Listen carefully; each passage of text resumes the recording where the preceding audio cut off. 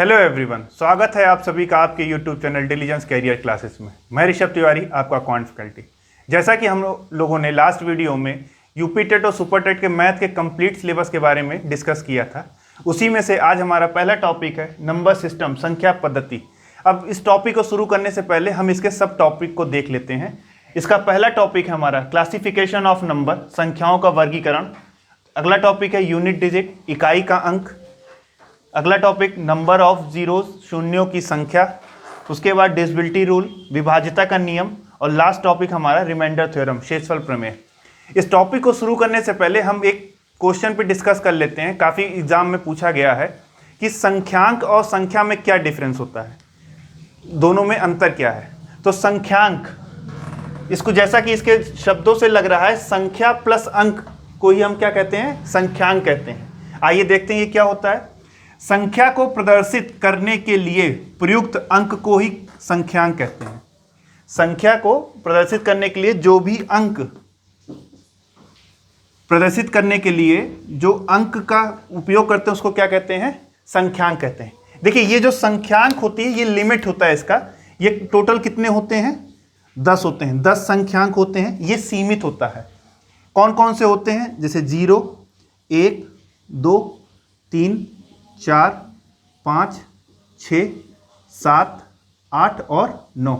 यही जो 10 अंक हैं, इन्हीं को हम क्या कहते हैं, संख्यांक कहते हैं। अब इस संख्यांक के द्वारा बने हुए जो संख्या होती है वो क्या होती है, असीमित होती है। इन संख्यांक के द्वारा जो भी संख्या बनती है वो कितनी होती है, असीमित होती है। अब इन 10 अंकों को हम लेके कोई भी संख्या हम बना सकते हैं, ठीक है। अब हम चलते हैं अपने टॉपिक की तरफ। हमारा टॉपिक है हमारा क्लासिफिकेशन ऑफ नंबर, संख्याओं का वर्गीकरण। क्लासिफिकेशन ऑफ नंबर दो तरह के होते हैं। पहला होता है हमारा रियल नंबर, वास्तविक संख्या। दूसरा होता है हमारा इमेजिनरी नंबर, काल्पनिक संख्या। हमको इमेजिनरी नंबर नहीं पढ़ना है क्योंकि ये हमारे सिलेबस में नहीं है। हमको केवल रियल नंबर, वास्तविक संख्या पढ़ना है। आइए तब भी इमेजिनरी नंबर के बारे में थोड़ा सा जानकारी ले लेते हैं। इमेजिनरी नंबर ऐसी संख्या जो हम नंबर लाइन पे अपने प्रदर्शित नहीं कर सकते हैं, उसको इमेजिनरी नंबर बोलते हैं। जैसे इसमें एक चीज़ आता है कि इमेजिनरी नंबर आई स्क्वायर की वैल्यू क्या होती है, -1, ठीक है। किसी भी संख्या का वर्ग करें और उसका मान माइनस में आए तो ऐसी संख्याएं क्या होती है, हमारी इमेजिनरी नंबर होती हैं। अगर आप इसी को सॉल्व करते हैं, आई इक्वल्स टू क्या होगा, √-1, या ये भी कह सकते हैं किसी भी संख्या का मान अंडर रूट के अंदर माइनस में नहीं आ सकता, ठीक है। इस आई को हम क्या बोलते हैं, आयोटा बोलते हैं। आई को हम आयोटा बोलते हैं। बस इमेजिनरी नंबर, काल्पनिक संख्या में हमको बस इतनी ही जानकारी चाहिए थी। अब आते हैं हम अपने रियल नंबर, वास्तविक संख्या। वास्तविक संख्या क्या होती है, ऐसी संख्या जो हम अपने नंबर लाइन पे रिप्रेजेंट कर दें। नंबर लाइन पे जो हम प्रेजेंट कर दें उसको हम क्या बोलेंगे, वास्तविक संख्या। ये वास्तविक संख्या माइनस अनंत से प्लस अनंत तक होती है, मतलब माइनस अनंत से प्लस अनंत तक होती है। इसको हम क्या कहें, इसको हम अपने नंबर लाइन में प्रेजेंट कर सकते हैं। वास्तविक संख्याएं दो प्रकार की होती हैं। पहला होता है हमारा डेसिमल नंबर और दूसरा होता है हमारा इंटीजर। दशमलव संख्याएं ऐसी संख्याएं जो इसके एग्जाम्पल अगर देखें तो जैसे कोई संख्या हमारे पास 1.5 हो, ठीक है। कोई संख्या हमारे पास हो 1.5, तो ये जो संख्या होती है दशमलव से पहले, इसको हम क्या बोलते हैं, होल नंबर, जिसको अब हम आगे बात करेंगे। इसको हम डेसिमल पार्ट बोलते, ये डेसिमल पॉइंट होता है। और डेसिमल के राइट हैंड पे जब चलते हैं तो ये हमारा होता है डेसिमल पार्ट, डेसिमल पार्ट। आइए एक दो एग्जाम्पल और देखते हैं। जैसे कोई संख्या है 1.66 या 2.35, ये हमारे क्या होंगे, ये सब डेसिमल होंगे।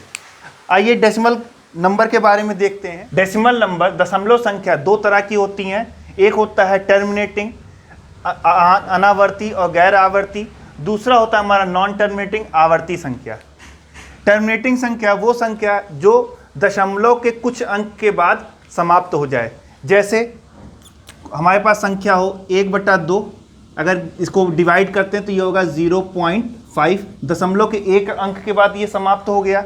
अगर अगला कोई देखते हैं 3/2, इसको देखेंगे तो ये दशमलव के एक अंक के बाद 1.5 है, दशमलव के एक अंक के बाद समाप्त हो गया।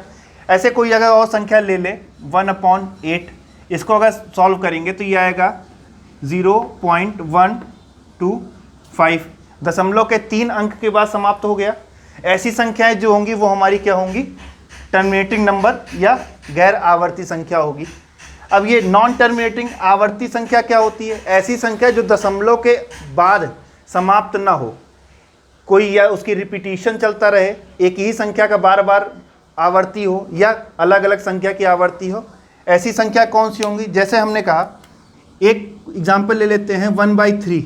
अगर आप 1/3 को डिवाइड करते हैं तो ये आपका आएगा 0.3333 और एंड सो ऑन, मतलब ये डिवाइड नहीं होगा, इनफाइनाइट तक जाएंगे तब भी ये डिवाइड नहीं होगा।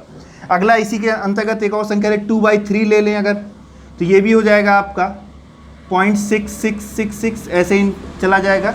तो ऐसी संख्याएं क्या होंगी हमारी, नॉन टर्मिनेटिंग या आवर्ती संख्या होगी।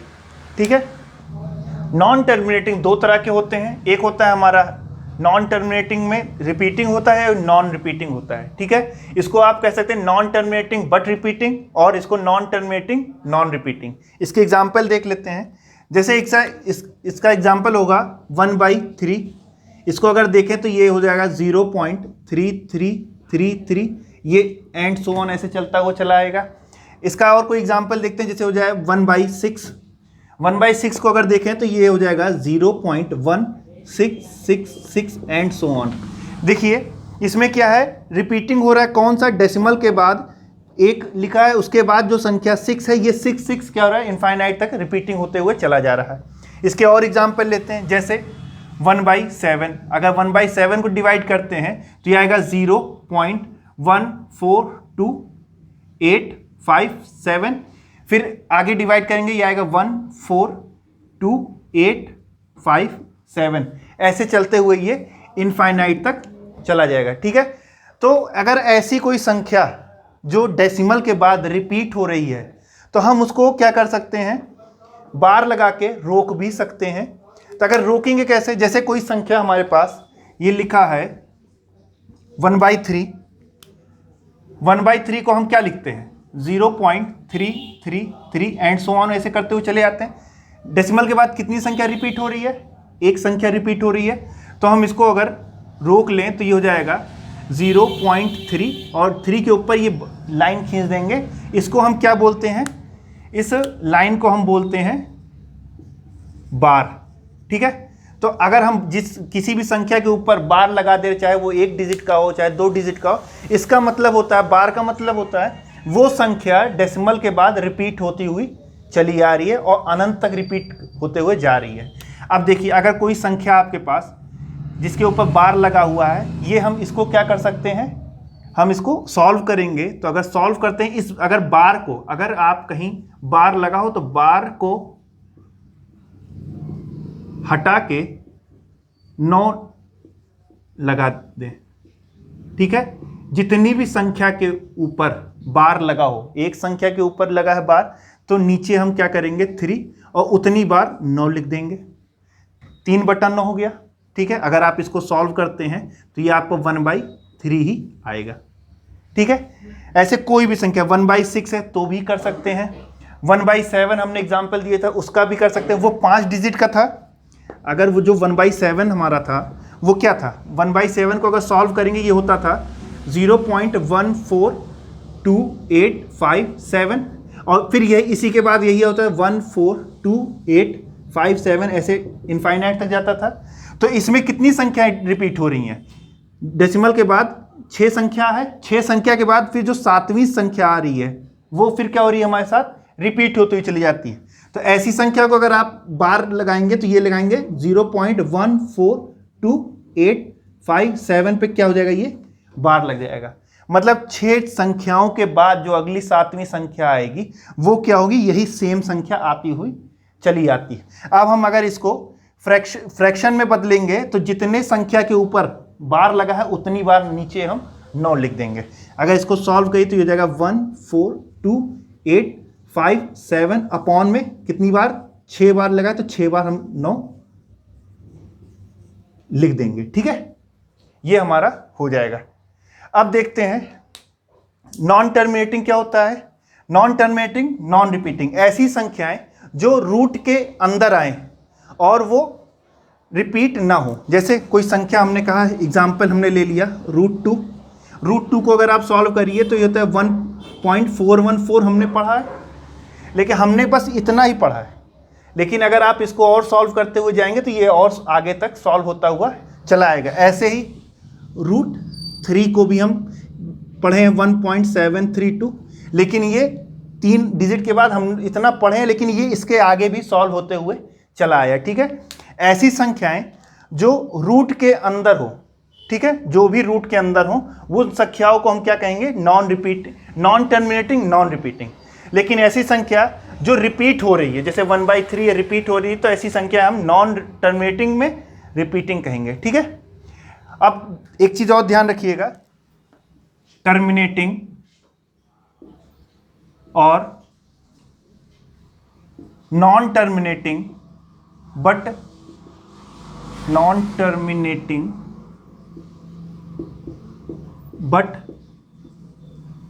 रिपीटिंग। टर्मिनेटिंग और नॉन टर्मिनेटिंग बट रिपीटिंग को हम रैशनल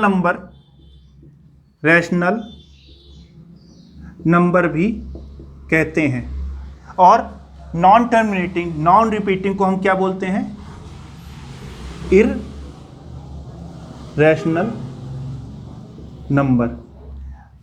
ठीक है, आइए रैशनल और इररेशनल पे बात कर लेते हैं। रैशनल नंबर वो संख्याएं जिसको हम p/q के फॉर्म में तोड़ सकते हैं। ठीक है, लेकिन q जो हो 0 के बराबर नहीं होना चाहिए। लेकिन एक बात ध्यान रखिएगा, ये p और q दोनों क्या हो, पूर्णांक होने चाहिए। ठीक है, p और q क्या हो, दोनों पूर्णांक हो। जैसे कोई संख्या हो 1/2 या 2/3, ऐसे कोई भी संख्या हो etc, कोई भी संख्या हो जिसको हम p/q के फॉर्म में तोड़ दें, q 0 के बराबर ना हो, उसको हम क्या कहेंगे, रैशनल नंबर कहेंगे। इररेशनल नंबर जिसको हम p/q के फॉर्म में नहीं तोड़ सकें। ठीक है, अब जैसे इसका एग्जाम्पल हो गया √2, √3 या पाई, ऐसी कोई भी संख्या हो, तो आपके मन में एक डाउट जरूर आ रहा होगा कि अगर हम √2/1 तो लिख सकते हैं, √2/1 p/q के फॉर्म में। लेकिन ध्यान दीजिएगा, ये जो रैशनल नंबर है इसको p और q किस में होने चाहिए, पूर्णांक में होने चाहिए, जो कि यहाँ पे √2 क्या है, पूर्णांक नहीं है। ठीक है, आइए हमारा अगला पॉइंट है इंटीजर। इंटीजर कितने तरह के होते हैं, 3 तरह के होते हैं। कौन कौन से होते हैं, एक होता है हमारा पॉजिटिव इंटीजर, धनात्मक पूर्णांक। एक होता है हमारा नेगेटिव इंटीजर, ऋणात्मक पूर्णांक। और थर्ड होता है हमारा न्यूट्रल इंटीजर, या न्यूट्रल कह सकते हैं आप, उदासीन। ठीक है, अब देखिए पॉजिटिव इंटीजर, धनात्मक पूर्णांक में कौन कौन सी संख्या आती है, धनात्मक पूर्णांक कौन कौन सी संख्या आती है, ऐसी संख्या कह सकते हैं आप +1 से लेकर के और +∞ तक, मतलब +1 से +∞ तक की जो भी संख्या होगी वो आपकी किस में आएगी, पॉजिटिव इंटीजर में। आगे जो निगेटिव में है, मतलब -1 से लेकर के -∞ तक किस में आएगा, वो भाई निगेटिव इंटीजर, नकारात्मक पूर्णांक में आएगा, या ऋणात्मक पूर्णांक में कह सकते हैं। न्यूट्रल में कौन सा आएगा, न्यूट्रल में ध्यान दीजिएगा, न्यूट्रल में आपका 0 जो होता है वो न्यूट्रल होता है। ठीक है, ध्यान रखिएगा। अच्छा, एक चीज़ और, इसको नोट करके लिख लीजिए, नोट करके आप एक चीज़ लिख लीजिए कि जितनी भी सभी पूर्णांक जो हैं, सभी पूर्णांक परिमेय संख्या होती है, परिमेय संख्या होती है। ये आपके एग्जाम में पूछा गया है कि क्या सभी पूर्णांक परिमेय संख्या होती है, तो आंसर होगा यस। ठीक है, फिर देखिए, अब ध्यान दीजिएगा इस चीज़ कि +1 से लेकर के +1 से लेके +∞ तक की जो भी संख्याओं को हम क्या कहते हैं, तो इसको आप पॉजिटिव इंटीजर कहते हैं और आप इसको नेचुरल नंबर या प्राकृतिक संख्या भी कहते हैं। नेचुरल नंबर या प्राकृतिक संख्या कहते हैं। लेकिन यदि कोई संख्या हो जो 0 से स्टार्ट हो, 0, 1, 2, 3 एंड सो ऑन करते इनफाइनाइट तक आए, तो ऐसी संख्याओं को क्या कहेंगे? ऐसी संख्याओं को आप होल नंबर कहेंगे या पूर्ण संख्या कहेंगे। ठीक है, होल नंबर या पूर्ण संख्या कहते हैं। आइए कुछ और नंबर्स के बारे में बात करते हैं, जैसे हमारा इवन नंबर, सम संख्या, ऑड नंबर, विषम संख्या, प्राइम नंबर, अभाज्य संख्या, कंपोजिट नंबर, भाज्य संख्या, को प्राइम, सह अभाज्य संख्या और ट्विन प्राइम, जुड़वा अभाज्य संख्या। ठीक है, आइए एक एक करके सबको देखते हैं। जैसे इवन नंबर क्या होता है? ऐसी संख्या जो 2 से विभाज्य हो, मतलब ऐसा नंबर जो 2 से डिविजिबल हो। तो आप इसको लिख सकते हैं डिविजिबल बाई 2। इसको आप लिख सकते हैं जो 2 से विभाज्य मतलब डिविजिबल बाई 2। ठीक है, इसके एग्जाम्पल ले लीजिए 2, 4, 6, 8 या 0। ध्यान दीजिएगा कि जिस संख्या के अंत में 0, 2, 4, 6, 8 हो, ऐसी संख्या क्या होगी? हमारी सम संख्या होगी। ठीक है, अब देखिए अगला ऑड नंबर, ऐसी संख्या जो कि 2 से डिविजिबल ना हो, नॉट डिविजिबल बाई 2, जो 2 से विभाज्य ना हो। ठीक है, जैसे किसी भी संख्या के अंत में अगर 1, 3, 5, 7, 9 आ जाए, कोई भी संख्या हो जिसके अंत में 1, 3, 5, 7, 9 आ जाए, तो वो संख्या 2 से विभाजित नहीं होगी, उसको हम विषम संख्या कहते हैं या ऑड नंबर कहते हैं। अगले पे बात करते हैं प्राइम नंबर। प्राइम नंबर अभाज्य संख्या, इसका नाम से ही लग रहा है मतलब अभाज्य, जो भाज्य ना हो। तो कह सकते हैं आप इसको ऐसी संख्या जिसके केवल 2 गुणनखंड हो या ओनली 2 फैक्टर हो। तो आप लिख सकते हैं केवल 2 गुणनखंड हो। अब ये ऐसे कौन से नंबर होंगे जिसके 2 गुणनखंड होंगे? तो आप कोई भी ले लीजिए, हमने कहा 3। ठीक, 3 गुणनखंड होंगे, ये है इसके। 3 का कौन कौन सा होगा? या तो वो 1 से कटेगा और स्वयं से कटेगा। तो आप यहाँ पे एक बात और लिख सकते हैं, ऐसे नंबर जिसके केवल 1 और वह संख्या स्वयं से कटे, ऐसी संख्या जो 1 और खुद से कटे, उसको हम क्या कहते हैं? प्राइम नंबर या अभाज्य संख्या। ठीक है, अब अगला क्या होगा? भाज्य संख्या, मतलब जिसके क्या हो 2 से ज़्यादा, मतलब 2 से ज़्यादा गुणनखंड हो, गुणनखंड हो। ठीक है, 2 से ज़्यादा गुणनखंड हो कि मतलब वो 1 से तो कटे, स्वयं से भी कटे, लेकिन और भी कोई संख्या हो जो उसको काटे। जैसे आप ले लीजिए 4। देखिए 4 क्या है? ये ऐसी संख्या है जो 1 से भी कटती है, 2 से भी कटती है और स्वयं से भी कटती है। ठीक है, तो इसके कितने गुणनखंड होंगे? 1, 2 और 4, मतलब 3 संख्या है, 3 गुणनखंड है। और भी संख्या आप ले सकते हैं, जैसे आप ले लीजिए 12। ठीक है, 12 किससे कटेगा? 1 से भी कटेगा, 1 के टेबल में आएगा, 2 से भी, 3 से भी, 4 से भी, 6 से भी और 12 से भी। तो ये क्या हो जाएंगे? ये ऐसी संख्या क्या हो जाएगी आपकी? कंपोजिट नंबर या भाज्य संख्या। आइए को प्राइम नंबर देखते हैं, सह अभाज्य संख्या। अब ये सह अभाज्य संख्या क्या होती है? ऐसे 2 नंबर जिनका HCF क्या हो?